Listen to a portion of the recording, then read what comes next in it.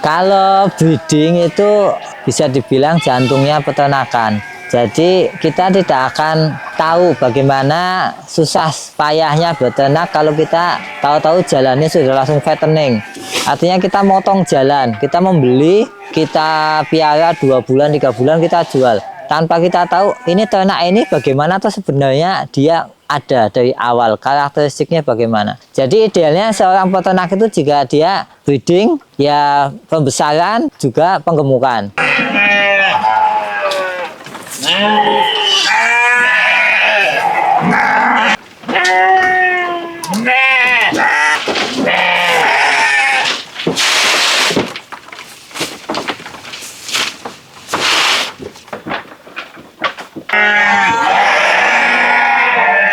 Assalamualaikum warahmatullahi wabarakatuh. Dengan saya Satria Aji, owner dari Bumi Kayangan Farm. Alamat kami ada di Dusun Gondang, RT 3 RT RW 4, Desa Nduwet, Wonosari, Gunung Kidul. Bumi Kayangan Farm itu adalah sebuah peternakan usaha kami yang kami awali dari tahun 2017. Kita bergerak fokusnya di peternakan domba, antara breeding dan fattening. Lalu kita berkembang menjadi integrated farming. Kami sejak tahun 2018 rajin mengumpulkan bibit-bibit tanaman pakan yang unggul. Sejak itu 3 bulan kemudian kita sudah mulai jadi supplier bibit-bibitan tanaman rumput. Mulai dari odot, pakcong, lalu berkembang gamma umami, ada BB biogen, ada juga legum, indigo vera, kaliandra, telo, karet. Sekarang sedang merintis pembangunan perkebunan. Mulai dari dombanya, kotorannya sebagai pupuk, lalu penjualan bibit-bibit tanaman, sampai sekarang insya Allah ke perkebunan buahnya. Saya asli Bumiayu. Kebetulan sejak kecil saya itu memang suka ternak, suka perikanan. Jadi bapak juga dulu punya kandang ayam, terus kolam-kolam lele. Lalu saya berangkat ke Jogja, kebetulan kuliahnya di teknik industri. Mungkin kalau orang awam bilangnya salah jurusan gitu ya. Teknik industri kok ke peternakan gitu. Tapi saya sendiri pribadi merasa itu sangat cocok banget. Karena hobi saya memang peternakan, perikanan, dikuatkan dengan pola pikir seorang industriawan. Jadi merubah sesuatu yang mungkin tadinya tidak menghasilkan, tidak ada harganya, bagaimana bisa kita jalankan untuk kehidupan ini. Ya, sebagai sumber penghasilan yang utama tentunya. Sebelum di Gunung Kidul ini hidup 5 tahun di Bumiayu. Di rumah saya, di sana kita geraknya di perikanan. Karena di sana bisnis yang paling mungkin dilakukan saat itu adalah perikanan. Lalu saya hijrah ke Gunung Kidul. Saat itu tahun 2017 memang saya sudah punya tabungan domba. Jadi di samping perikanan saya juga di sana punya rumput banyak, lalu saya miara domba. Walaupun domba di sana bukan sebagai bisnis utama. Jadi sekedar aja untuk menghilangkan rumput di belakang rumah. Lalu saya hijrah ke sini, saya bawa, langsung saya terjun di perdombaan. Lalu tidak lama saya dapat nama, Bumi Kayangan Farm gitu. Itu sebenarnya poyokan, ejekan ketika saya ikut kumpulan di Jogja. Saya selalu dikatain, wah itu wong kayangan gitu. Lalu wah cocok ini buat nama peternakan saya gitu. Mungkin kita ada di desa yang apa ya, tidak kelihatan. Gunung Kidul itu mungkin waktu itu belum rame ya, wisatanya juga belum rame. Jadi kita masih dianggap kalau datang itu wah kayak orang kayangan, orang dari atas gunung yang kadang kelihatan, kadang nggak kelihatan. Pengalaman dulu pas bawa ke Bumiayu itu 25 ekor. Ada jantan, induk, sama jempe-jempe. Karena dulu masih awam ya, dari mulai start saja sudah ada kegagalan. Saya bawa domba itu pakai truk besar. Nah, sampai di perjalanan kebetulan ada halangan, truknya macet. Sampai ke Gunung Kidul ada kematian. Terus karena ya mungkin kita juga masih di sana cuma di Angon, di sini sudah intensif perkandangan. Nah, sempat kekurangan pakan, terus sempat ada masalah-masalah kesehatan juga. ada kesalahan dalam meracik pakan juga, efeknya ya ada yang mati segalanya. Saya selain breeding juga fattening. Pernah kandang saya itu ada induk sekitar 50, lalu ada fattening sekitar 100 ekor juga pernah. Pernah namanya pengusaha ada risiko. Pertama kematian, kedua kesalahan manajemen, ketiga kegagalan marketing. Pernah ditipu sama orang juga pernah, ketipu sampai puluhan juta pernah. Ya kita harusnya panen malah kita nggak dapat uang juga pernah kayak gitu. Nah, untuk nyiasati hal-hal kayak gitu terkait marketing tadi ya, itu kita jangan terburu-buru menjual dengan iming-iming harga bagus, lalu barang diambil, tapi uangnya tempo. Jadi lebih baik kalau menjual itu ya kita kenal siapa dia, rumahnya mana, terus ditanyakan pembayarannya bagaimana, itu yang jelas. Jadi dari awal kalau bisa ada barang dikirim atau barang diambil, ada pembayaran di situ juga. Itu paling aman seperti itu.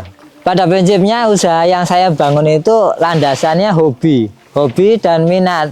Walaupun saya tidak sekolah di peternakan, tapi mungkin pengalaman saya dari kecil itu yang bikin saya selalu semangat. Artinya kegagalan itu tidak akan meruntuhkan semangat saya untuk selalu beternak, bertani, nanti perikanan juga saya kepengen gitu. Karena passionnya memang di situ. Masalah hasil insya Allah itu sudah ada yang ngatur. Dan kalau kita bergerak di peternakan, perkebunan, sekali dua kali gagal dalam penjualan, insya Allah masih bisa diulangi besok. Kita mencoba lebih baik, lebih hati-hati. Tidak serta-merta lalu asetnya habis. Yang terjual ya sudah terjual, tapi yang di kandang tetap masih ada. Jadi insya Allah lanjut terus. Dari usaha yang saya bangun, saya selalu melihat apa yang prospektif di wilayah yang saya tempati. Itu ketika di Jogja mungkin kita usahanya ide usaha kreatif ya, ide kreatif, mungkin mahasiswa membangun satu usaha yang penuh kreativitas mereka untuk konsumsi mahasiswa. Tapi kalau di desa yang konsumsinya tinggi mungkin kita bisa bikin peternakan ayam, lele. Tapi kalau seperti saya di Gunung Kidul, kelebihan Gunung Kidul itu wilayahnya, Mas. Jadi lahan-lahan itu masih luas. Lalu kita bisa mendapatkan kemudahan-kemudahan seperti mencari tenaga.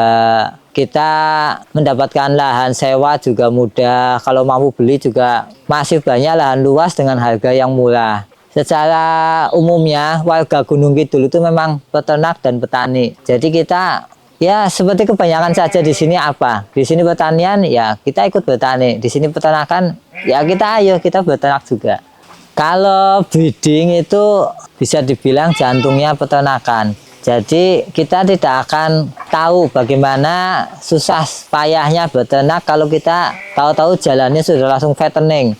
Artinya kita motong jalan, kita membeli, kita piara 2 bulan, 3 bulan kita jual. Tanpa kita tahu ini ternak ini bagaimana atau sebenarnya dia ada dari awal, karakteristiknya bagaimana. Jadi idealnya seorang peternak itu jika dia breeding, ya pembesaran juga penggemukan. Lalu ada lagi bisnis endingnya seperti mungkin akikoh, lalu ke sate.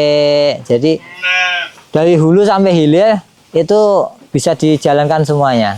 Kalau manajemen pakan, kadang kita terkait sama wilayah ya. Seperti di tempat saya itu kan lahan masih luas. Artinya kita pasti bisa memenuhi kebutuhan ternak itu dari lahan-lahan kita. Kita beternak dan bertani. Artinya kita mengusahakan pakan itu bisa seminimal mungkin cost-nya. Kita bisa menekan mungkin antara breeding sama fattening jumlahnya bisa 50-50. Tapi pakannya mungkin beda. Kalau breeding itu bagi saya itu pakan utama itu yang kita tanam, baik rumput maupun legum. Lalu nutrisinya kita tambahkan seperti vitamin, mineral, konsentrat. Itu sekitar antara 20-10% aja sudah memenuhi itu, masih bisa berjalan dan hasilnya bagus. Tapi kalau kita bicara ke fattening itu usaha yang sudah semi industri. Jadi ada rekayasa tingkat kegemukan yang tidak mungkin didapat ketika ternak itu makannya makan alami. Untuk komposisinya pada umumnya itu 75% pakan penguat atau mudahnya konsentrat 75%.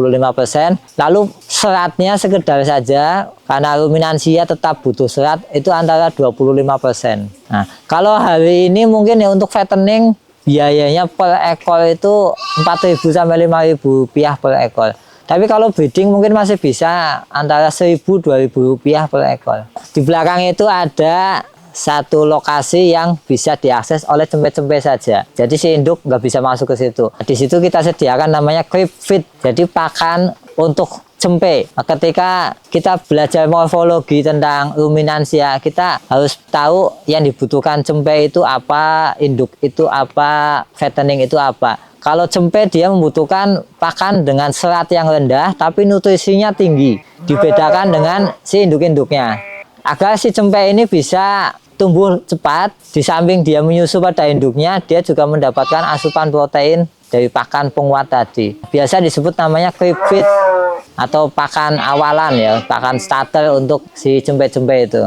Integrated farming di Bumi Kayangan Farm itu bagi saya atau versi saya itu adalah adanya ternak di atas kandang, lalu fesesnya, rabuknya itu untuk tanaman, tanamannya hasilnya bisa kita kelola untuk kita dan menghidupi tenaga-tenaga kita yang ada di sini. Lebih bagus lagi kalau ada perikanan. Jadi integrated itu berputar antara yang di atas kandang, di atas tanah, sama yang di dalam air. Itu kalau sudah bisa mencakup tiga fase hidup itu udah, menurut saya udah enak banget.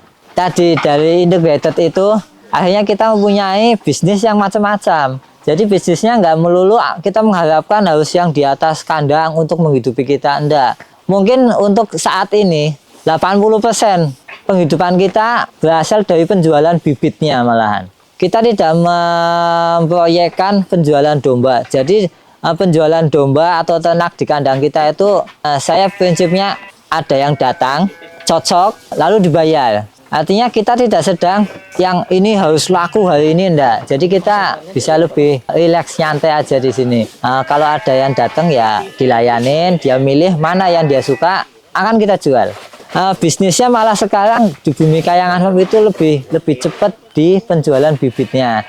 Ada bibit rumput itu mulai dari pakcong, terus gama umami, ada bebek biogen, ada odot, ada juga legum-legum, indigo vera, kaliandra, bibit buah-buahan komplit. Saya menjalin relasi dengan mitra-mitra, jadi hampir semua kebutuhan yang mungkin masuk ke kami akan kita usahakan untuk kita penuhi. Make to order, artinya ketika ada permintaan, misal bibit durian 100 pohon, insya Allah kita oke, kita akan sanggupi itu.